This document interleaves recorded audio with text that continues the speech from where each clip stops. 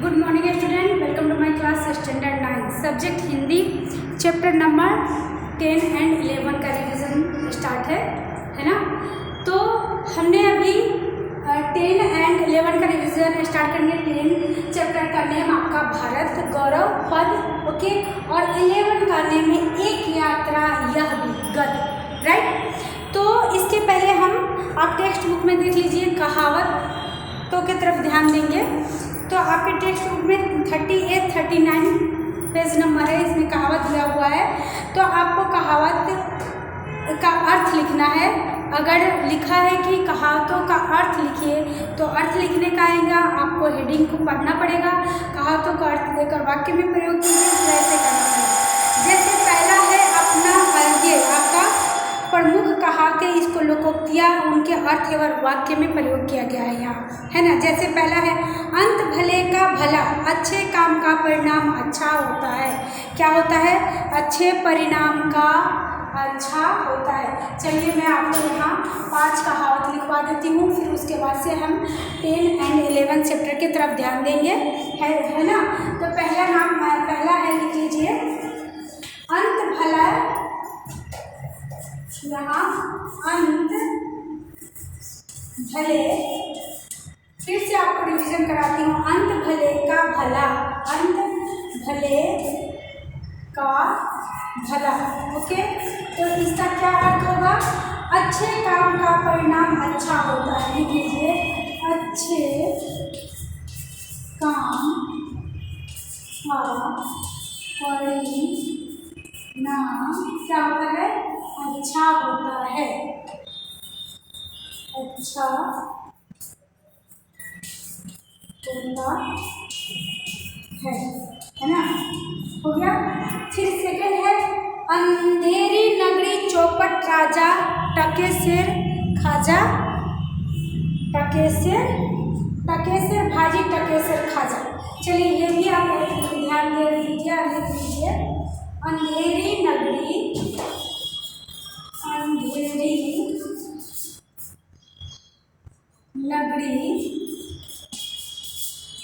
अंधेरी नगरी चौपट राजा, चौपट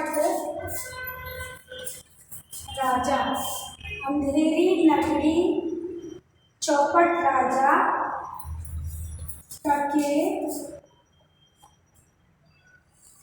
सिर भाजी, टके सिर भाजी टके सिर खाजा, टके सिर खाजा, है ना। अंधेरी नगरी चौपट राजा, टके सिर भाजी टके सिर खाजा। इसका अर्थ है, आप यहाँ लिख लीजिए, अयोग्य, है ना, अयोग्य शासक के कारण कुप्रशासन, अयोग्य शासक के कारण कुप्रशासन,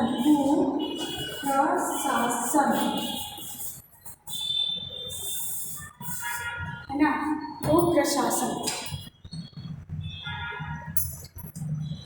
फिर आप लिखिए, आँख का नाम अंधा नैंसू।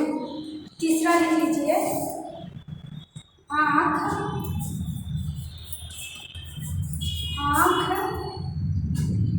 का अंधा, आँख का अंधा नाम नैनसुख, नाम नयन सुख, है ना। आँख का अंधा नाम नयन सुख की तरह इसका अर्थ होगा आपका गुणों के विरुद्ध नाम होना, गुणों के विरुद्ध, गुणों के विरुद्ध नाम होना,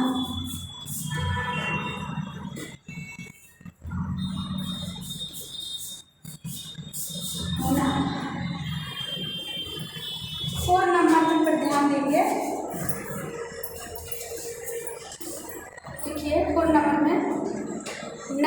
न जाने, नाच न जाने, नाच न जाने आंगन टेढ़ा, आंगन, नाच न जाने आंगन टेढ़ा।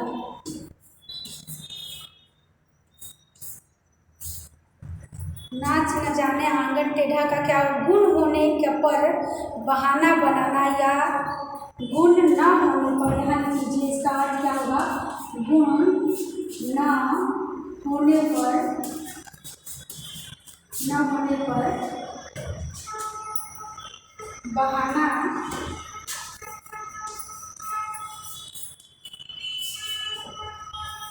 बनाना,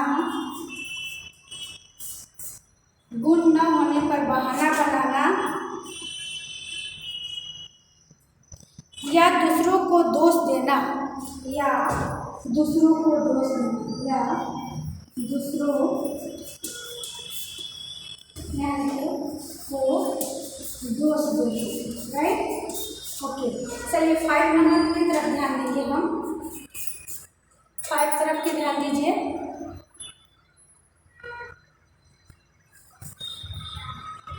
चार दिन की चांदनी फिर अंधेरी रात, लिख लीजिए। 4 दिन की चांदनी, 4 दिनों की चांदनी, दिनों की चांदनी, 4 दिनों की चांदनी, 4 दिनों की चांदनी फिर अंधेरी रात, फिर अंधेरी रात।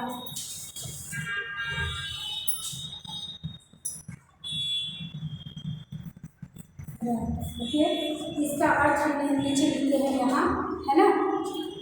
इसका अर्थ है थोड़े समय का सुख, क्या लिखेगा, थोड़े समय का सुख, थोड़े समय का सुख, है ना।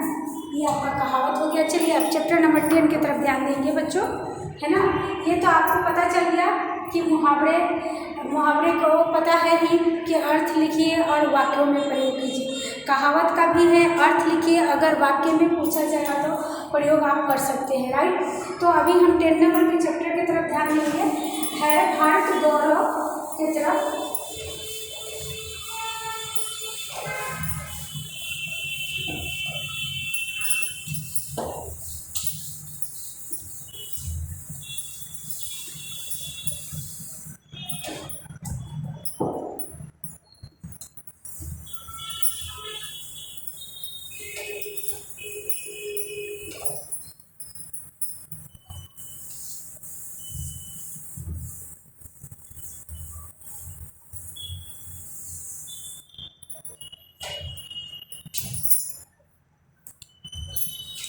चलिए अब 3 नंबर निकाल लीजिए, पेज 41, चैप्टर 10 भारत गौरव, है ना। इसका राइटर कौन है, मैथिली शरण गुप्त जी हैं। इनका जन्म 1836 ईस्वी सन 1964 को निधन हुआ था, यानी कि 1886 में और 1964 ईस्वी में इनका निधन हुआ था। ओके, ये इनका काव्य है भारती से लिया गया है। तो भूलोक का गौरव प्रकृति का पुण्य लीला स्थल कहा, है ना। फैला मनोहर गिरी हिमालय गौरव गंगा जल जहाँ। इसमें प्रश्नों के उत्तर की तरफ ध्यान दीजिएगा, निकाल लीजिए। पहला है निम्नलिखित प्रश्नों के उत्तर 1-2 वाक्यों में लिखना है आपको। भारत को प्रकृति का लीला स्थल क्यों कहा गया है, भारत के प्रकृति का स्थल लीला के स्थल क्यों कहा गया है। तो इसका आंसर यह है कि भारत में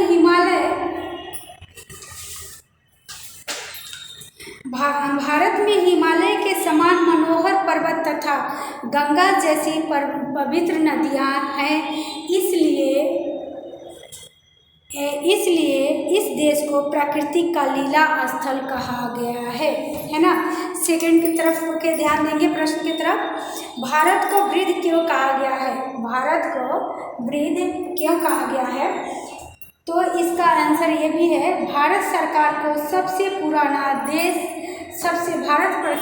भारत संसार का सबसे पुराना देश है, इसलिए उसे वृद्ध कहा गया है ना। तो उसके बाद से है आपका, विधाता ने नर दृष्टि का विस्तार कहाँ से किया है? विधाता ने नर दृष्टि का विस्तार कहाँ से किया है? तो विधाता ने नर दृष्टि का विस्तार भारत से किया है। ओके, चलिए ये प्रश्न आपका हो गया है ना। अब आपके प्रश्न देखिए, निम्नलिखित प्रश्नों के उत्तर 5-6 वाक्यों में दीजिए। निम्नलिखित प्रश्नों के उत्तर 5-6 वाक्यों में दीजिए। प्रश्न नंबर 2, यहाँ ध्यान दीजिएगा आप।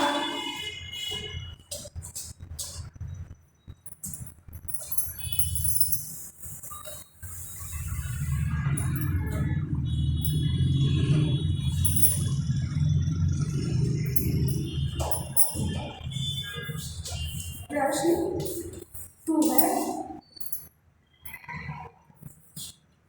प्रश्नों के उत्तर 5 है ना, या 6 वाक्यों में लिखिए, 5 या 6 वाक्यों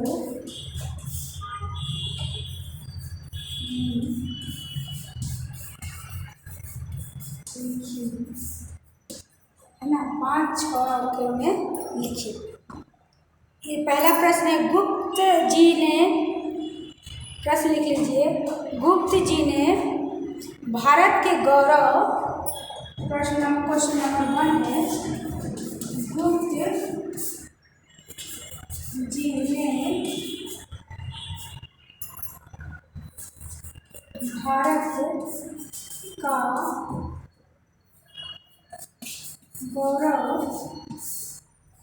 भारत का गौरव को किस रूप में हमारे सामने रखा है? को किस रूप में हमारे सामने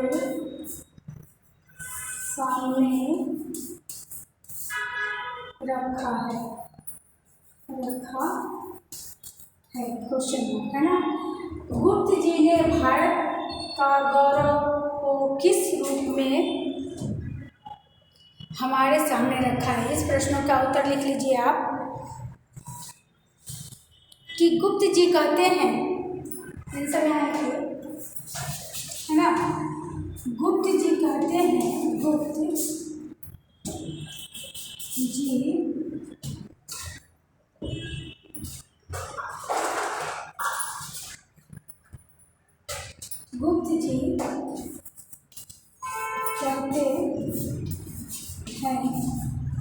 गुप्त जी कहते हैं कि भारत प्रकृति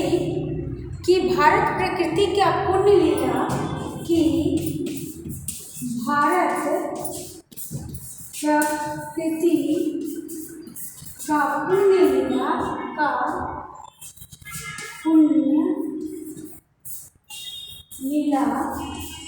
भारत प्रकृति का पुण्य लीला स्थल है, पुण्य लीला स्थल है, पुण्य लीला स्थल है। यह ऋषियों की पावन भूमि है। यह देखिए यहाँ, यह ऋषियों की पावन भूमि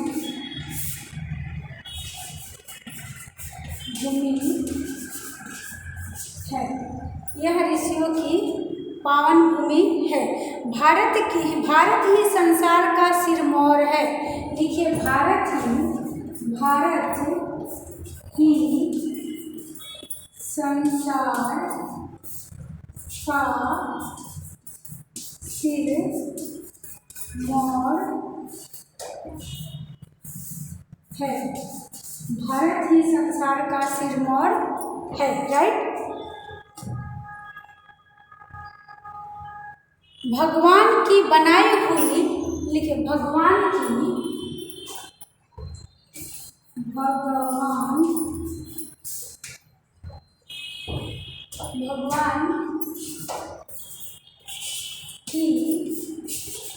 बनाई हुई, भगवान की बनाई हुई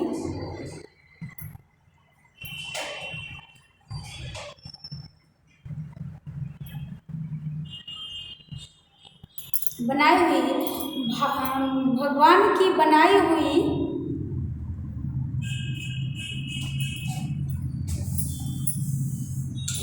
यहाँ हमने लिखा, यहाँ देखिए भगवान है ना, भगवान यहाँ से लिखिए की बनाई हुई, भगवान की बनाई हुई भवभूतियों का सबसे पहला, भवभूतियों का सबसे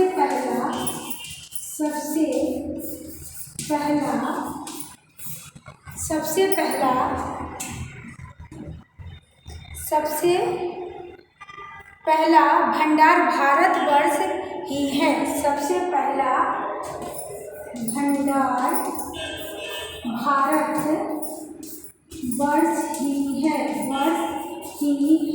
ओके। ये आपका 10 चैप्टर चल रहा है, भारतवर्ष ही है। यहाँ के निवासी आर्यों के यह प्रसिद्ध भूमि है, यहाँ के निवासी, देखिए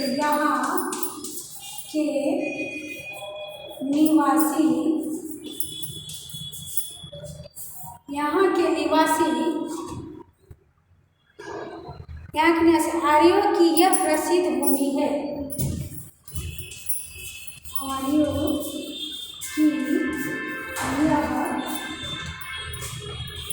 यह प्रसिद्ध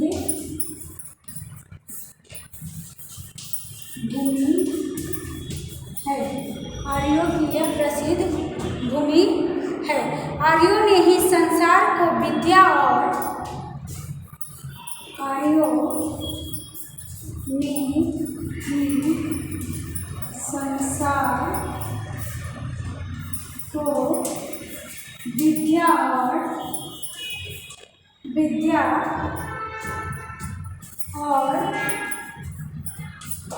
विद्या और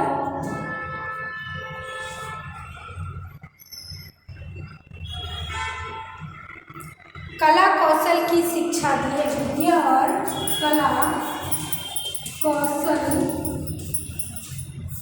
की शिक्षा दी है, ओके है ना, कला कौशल की शिक्षा दी है। इस प्रकार कवि ने भारत को गौरव के हमारे सामने रखा है, इस प्रकार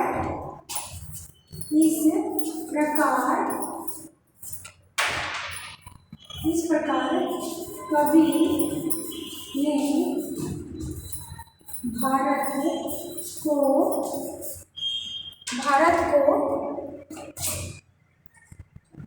भारत के गौरव को हमारे सामने रखा है, भारत के गौरव को हमारे सामने रखा है, यहाँ लिखिए गौरव को हमारे सामने रखा है, को हमारे सामने रखा है ना। ये आपका हो गया प्रश्न। इसी में आपको 11 चैप्टर में देखिए उत्तर 5-6 वाक्यों में दीजिए, इसका आपका है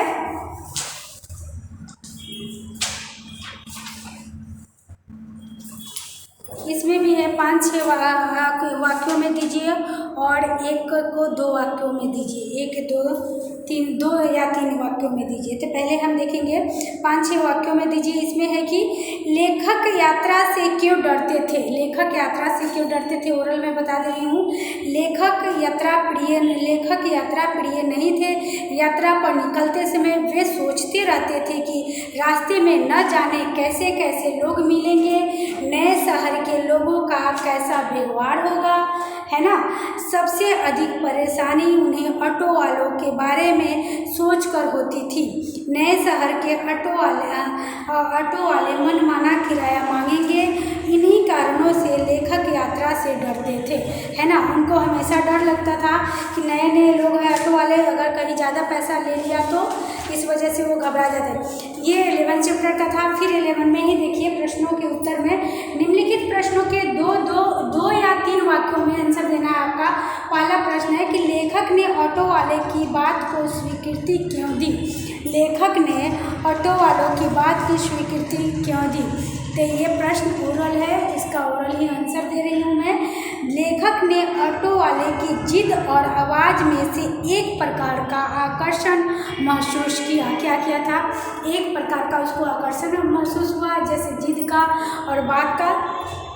उससे प्रभावित होकर उन्होंने उसे रिक्शा में बैठने की स्वीकृति दी। क्या किए थे? वो उससे खुश हो गए थे, प्रभावित हो गए थे, उन्होंने उसे रिक्शा में बैठने की स्वीकृति दी थी। सेकंड प्रश्न है, मोहन की पारिवारिक स्थिति क्या थी। मोहन की पारिवारिक स्थिति क्या थी? तो आंसर इसका है मोहन का घर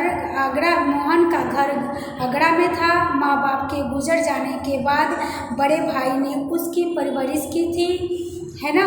बड़ा भाई वकील था और शादीशुदा था। मोहन बीए पास करने के बाद नौकरी खोज रहा था।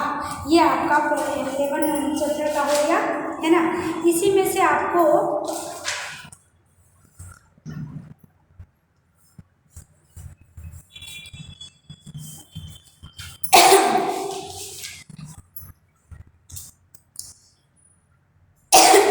आपके लिए आएगा, जैसे निम्नलिखित शब्द समूह के लिए एक एक शब्द लिखिए। यात्रा करने से डरने वाला यात्री, है ना। अधिक उम्र की व्यक्ति अधेर, जिससे प्रेम न हो अप्रतिकर, मेहनत की कमाई, मेहनताना। ओके, तो ये आपका 11 चैप्टर रहा। और इसमें भी मुहावरा है आपका, निवाह होना, गुजर जाना, दिन रात एक करना, दामन थाम लेना, आश्रय लेना, दिन रात एक करना, कड़ी मेहनत करना। ओके, इसी में आपके लिए आएगा विलोम शब्द भी आ जाएंगे और पर्यायवाची शब्द भी आ जाएंगे, है ना। जैसे आप एक तरफ ये ध्यान दे दीजिए कि आपको आएगा विकल्प में लिखा हुआ, जैसे 10 चैप्टर में देख लीजिए। 10 चैप्टर में आपको है, ओवरऑल बता दे रही हूँ, है ना। इसमें दिया गया है कि सही विकल्प चुनकर निम्नलिखित रिक्त स्थानों की पूर्ति कीजिए। सही विकल्प चुनकर रिक्त स्थानों की पूर्ति कीजिए। तो इसमें से पद विभाग में आएगा, जैसे आपका पेपर स्टाइल में है विभाग ए, विभाग बी, विभाग सी, विभाग एंड डी।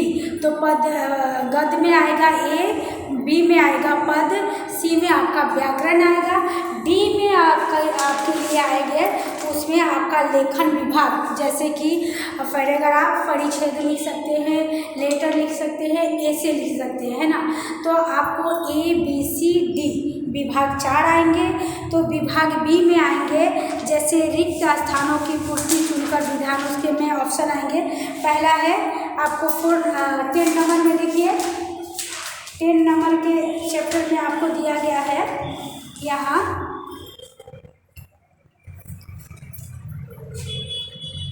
10 नंबर में दिया गया है, जैसे भारत को कहा गया है ऋषि भूमि और तपोभूमि, वीर भूमि, इसमें आपका ऑप्शन लिखा हुआ है। फिर वृद्ध भारत के संसार का है डैश है तिलक, आभूषण, सिरतोज। तो इसमें से आपको आंसर लिखना है कि कौन सा है ना। तो आप क्या लिखेंगे आंसर में? पहला आंसर आपका आएगा ऋषि भूमि, पहला में है ऋषि भूमि, सेकंड में है आपको वृद्ध भारत का ही संसार है डैश। तो इसको हम यहाँ क्या आंसर में लिखेंगे कि सिरमौर। ओके, फिर 4 नंबर में है, इसी तरह से आएगा आपका पद विभाग में दुर्बलों के डैश पौरुष की साधना। तो इसमें ऑप्शन आएंगे 2 रक्षणार्थ और 9 तेज। तो इसका आंसर क्या होगा? रक्षणार्थ। फिर सेकंड में है डैश की चार नहीं अपनी कोई वैभव, विलास विलास और सुख। तो उसमें से आपको चूज करके लिखना होगा कि कौन सा राइट एंड रॉन्ग है। ओके।